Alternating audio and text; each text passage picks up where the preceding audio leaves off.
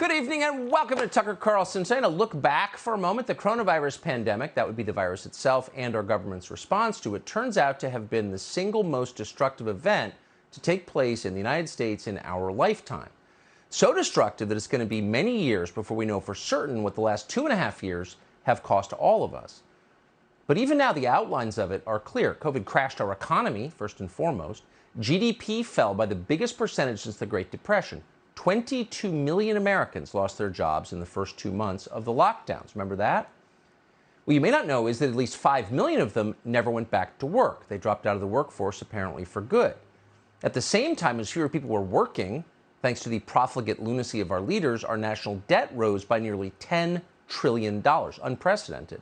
And along with the debt, our debt to China also rose. And then at the level of our society, every bad thing became more common. Drug ODs, suicide, illiteracy, crime, all of them skyrocketed. So did obesity, anxiety, and alcoholism, and virtually every other marker of social decay.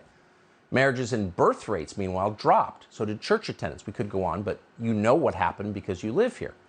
And none of that is even counting the deaths from the coronavirus itself.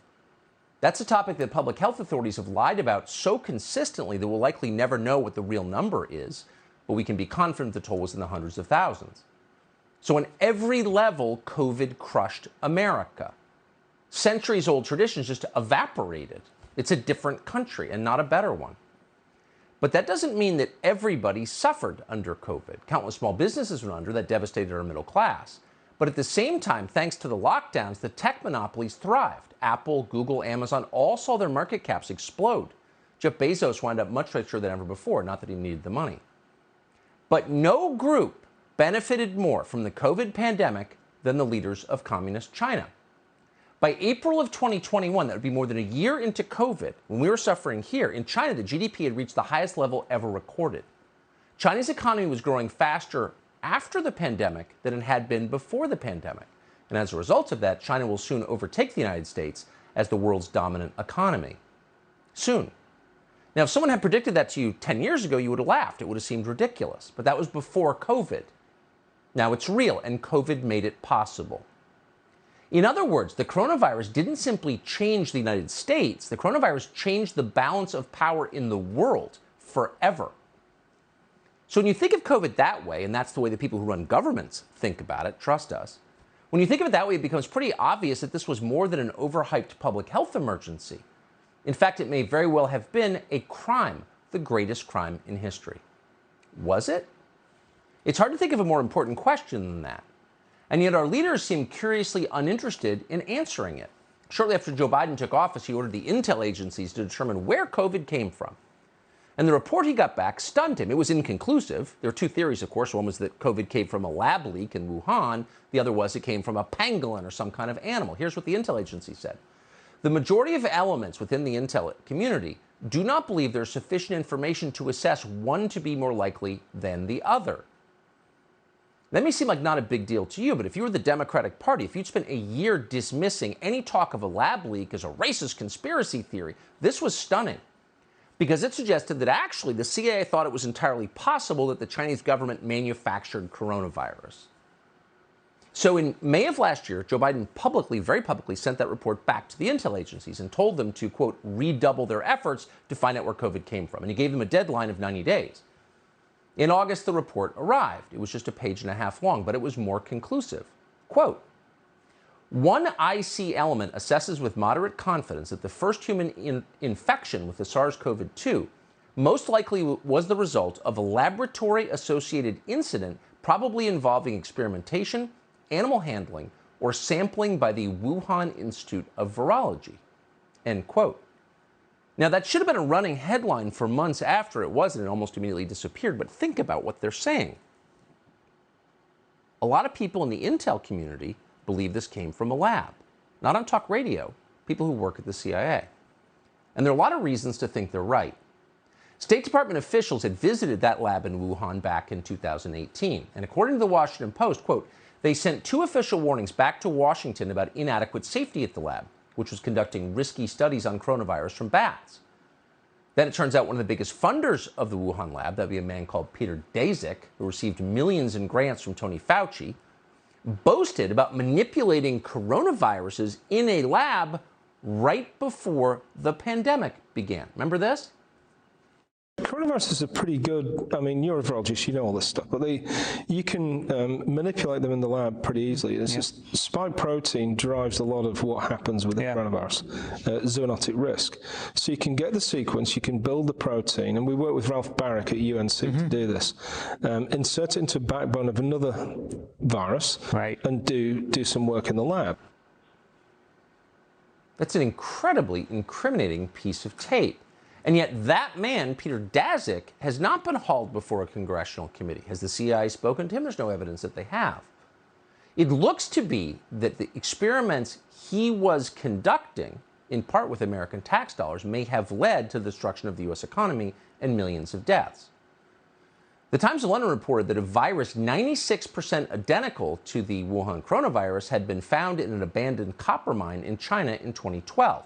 That virus was collected in 2013 and then stored and studied at the Wuhan Institute of Virology.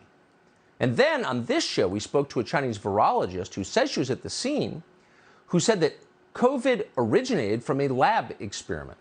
All of this was taking place in public. Our intel agencies could not deny it.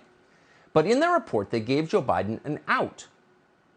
In their report that was not even 2 pages long, they said that in order to reach a definitive conclusion about where the virus came from, we would need the help from the government of China.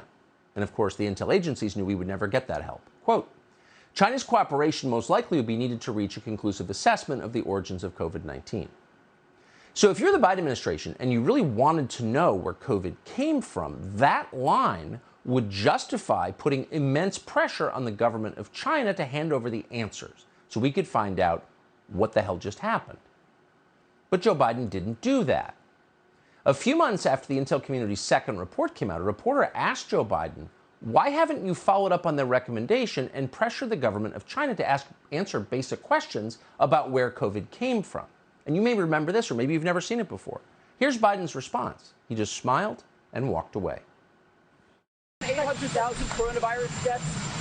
If you have a statement on your responsibility, why haven't you asked China to do more to be transparent on the origins? He just smiled and walked away.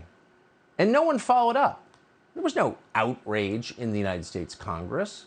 No one in the media yelled at him for that. It was clear that Joe Biden had zero interest in finding out where the virus came from and whether or not China was involved. Now, why is that? Well, the Chinese government has made Joe Biden's family extraordinarily rich, richer than we knew. In fact, we just learned from the Washington Free Beacon that the Biden administration has sent 1 million barrels of oil from our, not belonging to him, but to us, the American people, our strategic petroleum reserve to a Chinese-owned energy company that Hunter Biden has invested in. Remember they used to tell you that the Trump kids were so corrupt? All of them got poorer after 4 years of the Trump administration. But not Joe Biden's son. But it's not just Biden and his administration that has ignored China's potential involvement in creating COVID. The media are not interested either. Why is that? Well, keep in mind the government of China pays American media a lot of money. And in exchange, why not ignore what could be the crime of the century? In recent years, China has spent tens of millions of dollars on advertising in American newspapers. That would include the New York Times. And maybe that's why the New York Times COVID reporter, Apurva Mandeli, sent out this tweet last year. Quote, someday we will stop talking about the lab leak theory and maybe even admit its racist roots. But alas, that day is not yet here. So it was racist to ask whether the outbreak of a global pandemic in Wuhan might be related to the Chinese government lab in Wuhan that was experimenting on a version of the same virus. Yeah, that was racist. But the entire media took that posture throughout the pandemic. Note that it's a foreign virus, which it is, and you're a racist. But neither should we panic or fall back on xenophobia. Labeling COVID-19 a foreign virus does not displace accountability. The president referred to the coronavirus as a, quote, foreign virus. And I think it's going to it's going to come across to a lot of Americans as smacking of xenophobia. The administration's labeling of this virus as foreign is undoubtedly playing into the rising xenophobia about it. Trump isn't cautioning us to check our racism, but is rather stoking xenophobic sentiment. The president says it's a foreign virus, as if this was launched on us like an attack. We know what that's about. That's about him playing xenophobia, works with his base. Why do you keep calling this the Chinese virus? Why do you keep using this? A lot of people say it's racist. It's not racist at all, no, not at all. It comes from China. These people, they're stupid and they're dishonest, but it's more than that. Where did this talking point come from? It's racist to point out that COVID came from China. Well, this talking point became prevalent in March of 2020. And it just so happens that's exactly when China's state-owned media tweeted that terms like Wuhan coronavirus were racist. Before China's government issued that order, our media here in the United States didn't recognize the term Wuhan coronavirus as a slur. In fact, they themselves said it constantly. Here's the proof.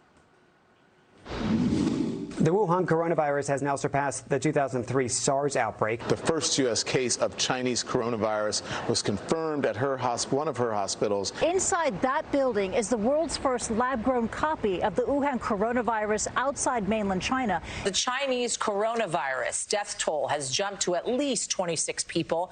The death toll from the Wuhan coronavirus spiked today. The Chinese virus, the coronavirus that is worrying the whole world. So those clips are all from February of 2020.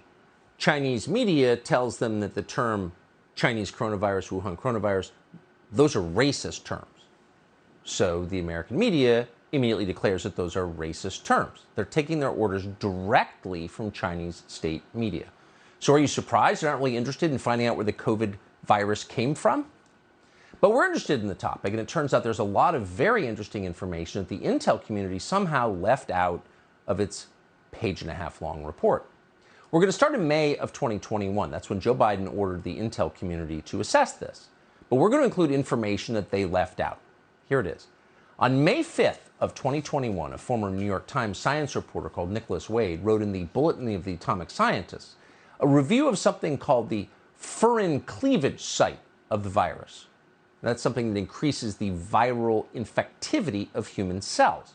His analysis included this quote from David Baltimore, who's a virologist and former president of the California Institute of Technology. Quote, "When I first saw the furin cleavage site in the viral sequence with its arginine codons, I said to my wife it was the smoking gun for the origin of the virus. These features make a powerful challenge to the idea of a natural origin for SARS-2. In other words, when I looked carefully at the virus, I realized it was man-made.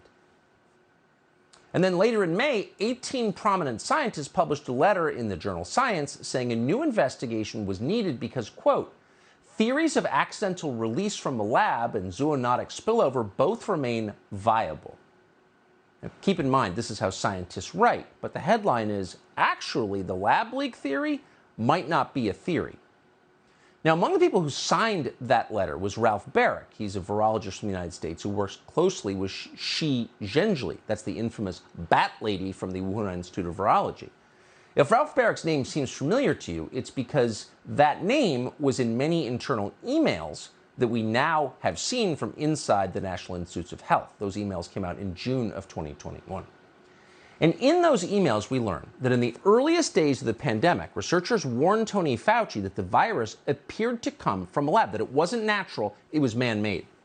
Christian Anderson, a virologist at the Scripps Institute in La Jolla, California, wrote this, quote, "The unusual features of the virus make up a really small part of the genome, less than 0.1%.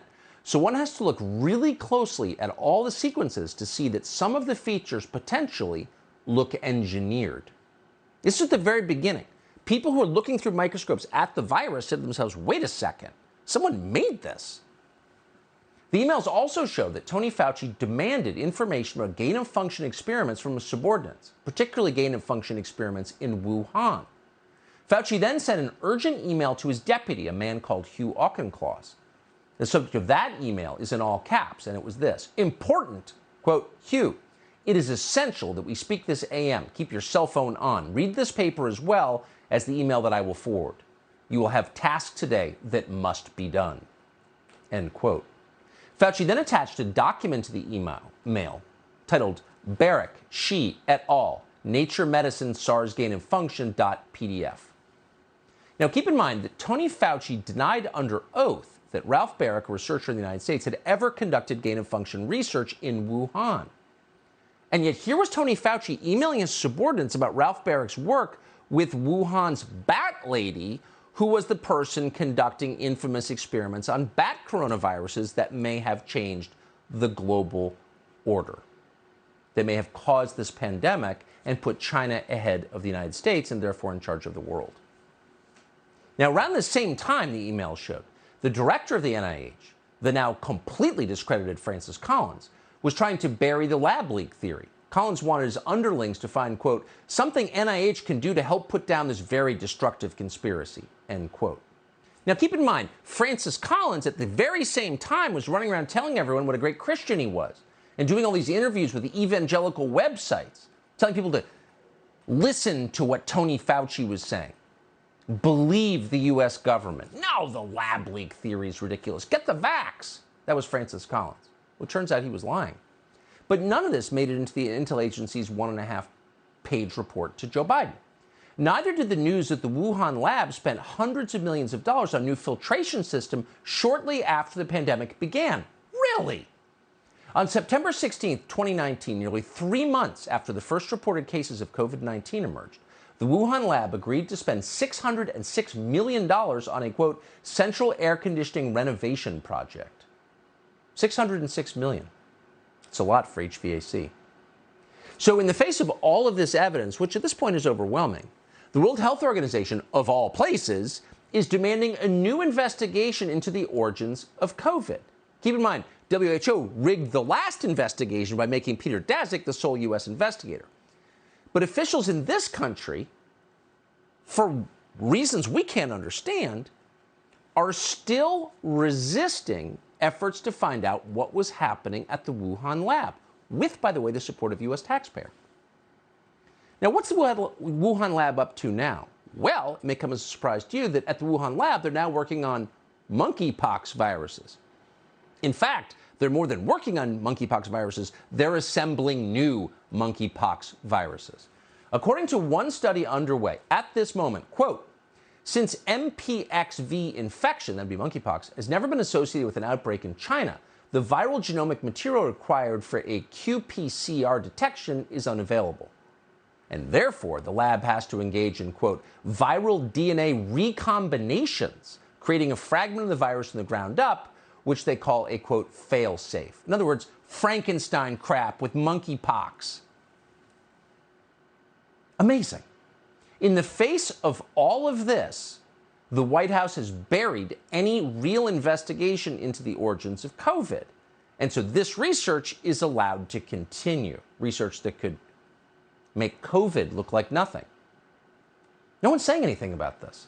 So tonight we want to talk to someone who has not been in lockstep, someone who from the very beginning has been brave enough to point to the most obvious origin of COVID, and that would be the lab in Wuhan. And that man's name is Stephen Mosier. We first talked to him in February of 2020. Well, I think it escaped from the lab because we have the Chinese government basically telling us that it did. Wuhan is the only level 4 laboratory in all of China. So that's where you would put a dangerous pathogen. Whether you were genetically engineering it to be a weapon or not, that's where you would be experimenting on it. So it makes sense that the epicenter of the epidemic, that the lab there would be the source of that virus. Stephen Mosier was the first person we heard say that. Very few honest people would disagree at this point. Subscribe to the Fox News YouTube channel to catch our nightly opens, stories that are changing the world and changing your life. From Tucker Carlson tonight.